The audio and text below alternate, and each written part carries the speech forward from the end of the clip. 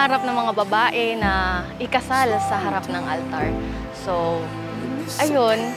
So, kahit kasal na sa civil, talagang pinush namin maikasal sa simbahan. At yun din po ang gusto talaga ng family po namin.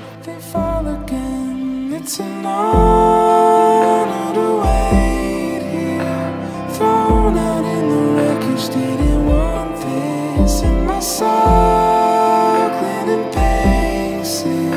You gathered all the wreckage and you made this.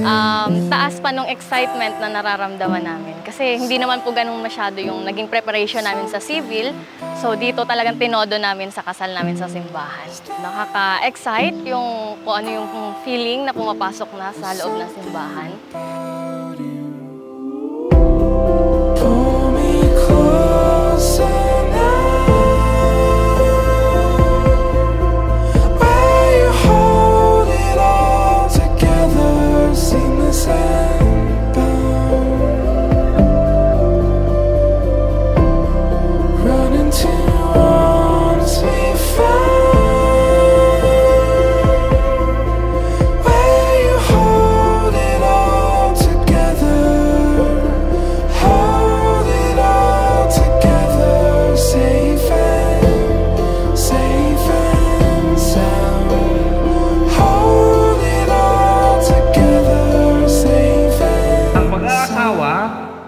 JL and Apple, ang inyong papasukan is first and foremost another thing.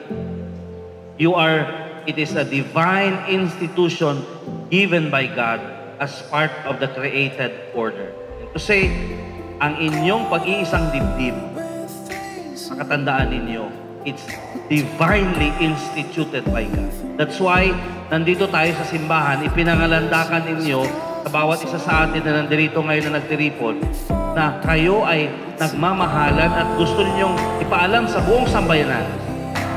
Floating in the wreckage where I'm wanted, with my